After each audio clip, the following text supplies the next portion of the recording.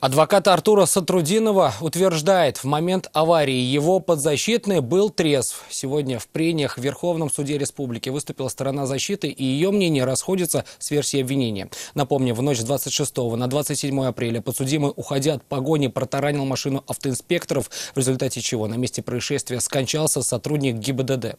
Айрат Назипов посетил судебное заседание и узнал, на что рассчитывает каждая сторона процесса. Не хочу уступать.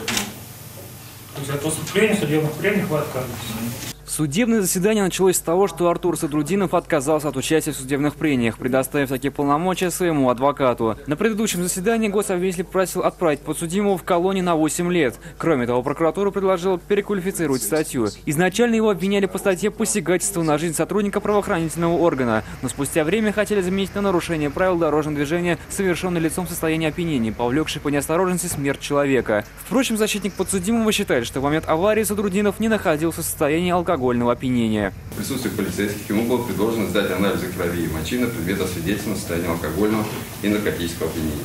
Данные требования он выполнил, на медицинских документах Сатрудинова и 7-й горбольницы содержатся результаты анализа его мочи, в соответствии с которым есть следов наркотических средств не обнаружено.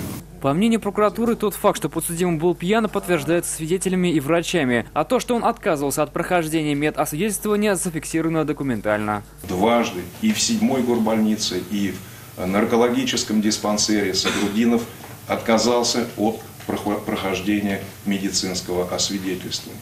На видеозаписи его интервью Сатрудинов признается в том, что он был немного в наркотическом опьянении, никто его за язык не тянул. Также в своем выступлении адвокат подсудимого утверждал, что травмы, которые были обнаружены на теле Сатрудинова после происшествия, были получены в результате побоев, а не в результате аварии. Государственный обвинитель с этим не согласился и заявил, что нет ни одной видеозаписи, подтверждающей этот факт. После окончания прений Артуру Сатрудинову предоставили последнее слово. Мужчина обратился к семье погибшего автоинспектора. С вашего позволения я хотел бы извиниться еще раз перед Эльвирой Ринатовной, потому что не смог избежать этого столкновения. Но, видит Бог, я этого не хотел.